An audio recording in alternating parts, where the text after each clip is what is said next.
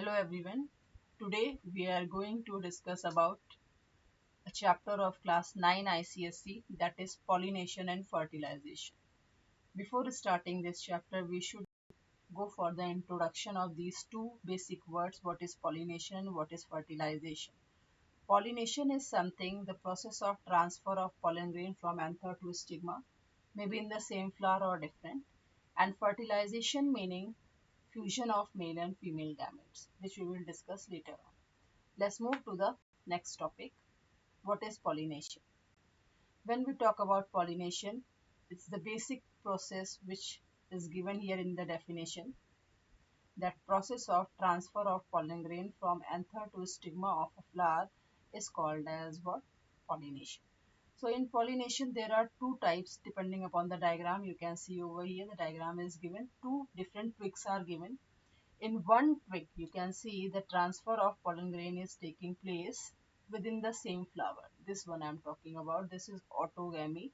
So here transfer of pollen grain is taking place from anther of one flower to the stigma of the same flower of the same plant. Then it is called as autogamy, which is a kind of self-pollination. But if transfer of pollen grain is taking place from one flower to another flower of the same plant, then it is called as gytonogamy, which is again a type of self-pollination, but morphologically you can see it's looking like cross-pollination, but genetically it is self-pollination because both the flowers are belonging to the same plant. Then another diagram is there where you can see the transfer of pollen grain is taking place between the two different flowers of the two different plants. Then it is called as cross-pollination or xenogamy. So depending upon the condition, we can classify pollination into two, where first is self-pollination and second is called as cross-pollination. So this is the example of self-pollination and this one is the example of cross-pollination. In self-pollination, we have two types. First is called as autogamy and second is called as gytonogamy.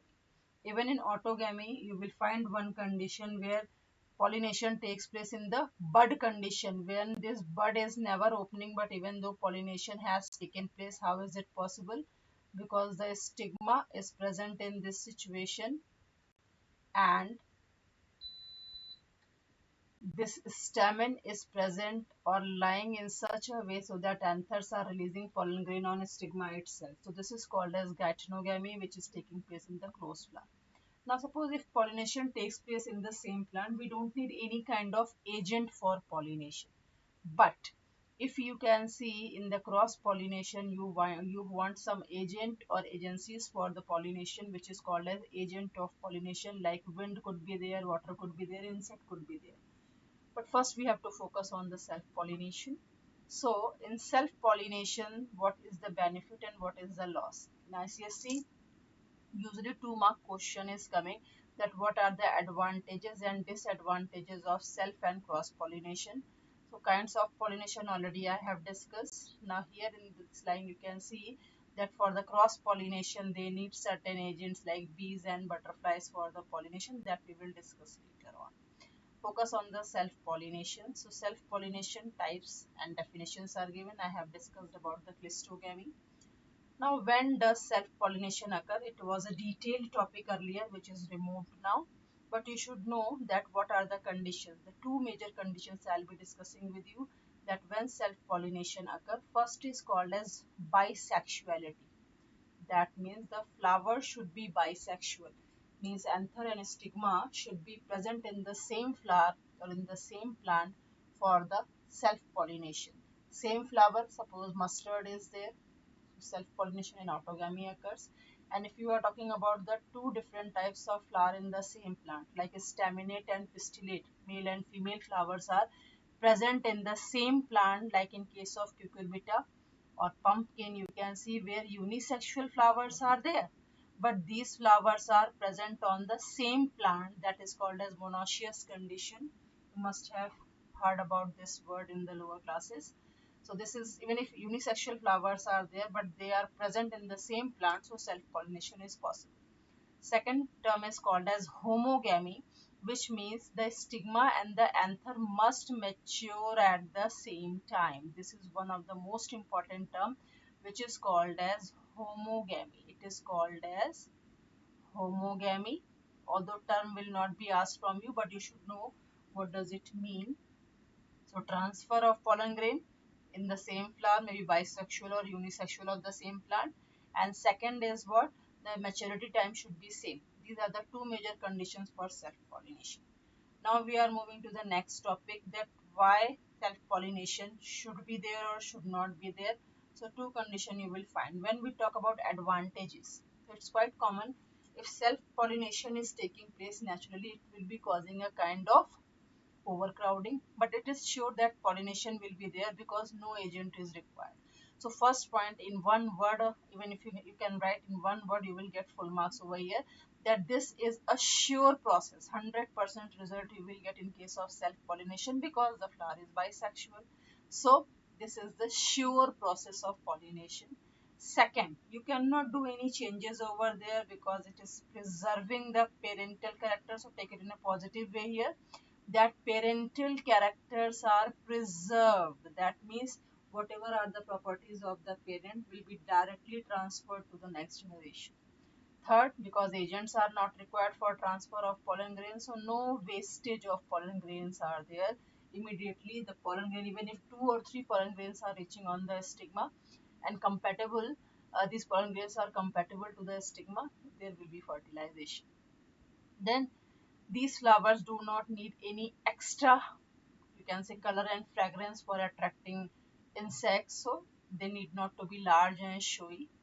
Then we are having 10th thing I have discussed, nectar is not needed. But in exam if they are asking, I will suggest you to go for first 3 points because these two are the minor points. So two major points you have to go for getting good marks and sure marks in the exam. Although this self-pollination is good, but if self-pollination takes place for the longer duration, it causes a problem that will be reducing the quality of the offsprings in next generation. So you may get the poor quality of seed in the upcoming generations. So it's better to avoid self-pollination. So when we do horticulture techniques and hybridization technique we are using there, we are focusing on the cross-pollination to get the desired variety. So as I told, disadvantages will be asked for the 2 marks. So here you have to go that what exactly happens when self-pollination takes place for longer duration of time. So here you can see it will be leading to the weakening of the variety. Weakening of the variety means if continuously self-pollination takes place, it may lead to the problem of reducing the quality, and if quality is reduced it will be of no economic value. So this particular problem is there, weakening of the variety because of the self-pollination. Second, this weaker or defective character of the variety cannot be eliminated. What does it mean? Like we know some of the homozygous recessive traits are there, or you can say in the case of heterozygous condition where one dominant trait is there, one recessive trait is hidden over there, you cannot remove them in the self-pollination. But in cross-pollination, it can be easily removed. So this weaker or defective character is always hidden here and will be passing from one generation to next. We cannot eliminate it. But if you are doing cross-pollination, chances are there that you will get homozygous recessive condition and you will remove that particular character. These genetics word I am using, which will be clear to you by next class, that is class 10. It does not yield to the new variety. That's quite obvious.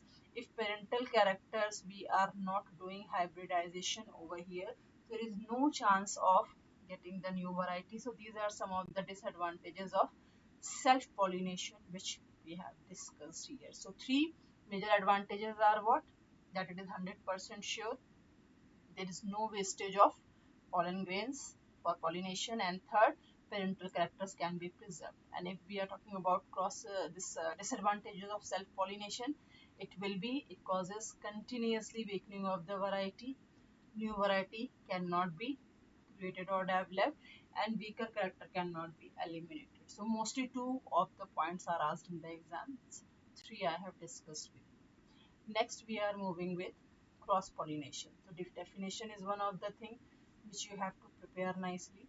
That the process of transfer of, this is the definition.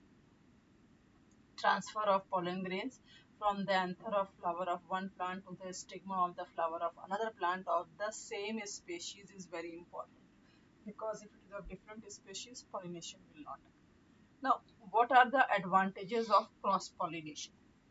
You can see the drawbacks are there in the self pollination, that becomes advantages of cross pollination. So first one, you can see the offsprings are healthier because a new variety could be developed.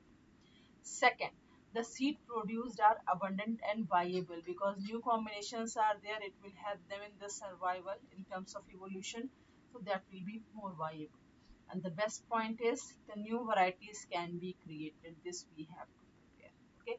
So advantages of cross pollination, like, or you can say weaker character can be eliminated. As I told, the disadvantages of self pollination becomes the advantages of cross pollination. Now disadvantage is what? Disadvantage is, like, when we talk about cross pollination, this cross pollination is needing some of the agents for pollination, and these agents could be air, water, or insects. And until this air, water, and insects are reaching to the particular site of pollination, like anther, from anther the pollen grains are transferred from anther to stigma, they need the agent. Until these agents are reaching over there, pollination is not possible. So they need certain agents, and it is not sure, not always sure, because they have to wait for the agent for pollination. Second, during this transfer, most of the pollen grains could be wastage, can be dropped here and there where pollination is not possible until it is reaching to the compatible species of the plant. Third is, it is uneconomical. Why uneconomical? Because for this flower have to be ready, it should have nectar, it should have bright color, and if flowers are of a smaller size, they should be in the bunch or group to attract insects for the pollination. So these are the three of the disadvantages of cross pollination. So in exam, as I told you, there will be asked the advantages and disadvantages. They may ask you the definitions, and they may ask the reasoning question on the guide. So that's all for today. Agents of pollination, in cross pollination we will discuss.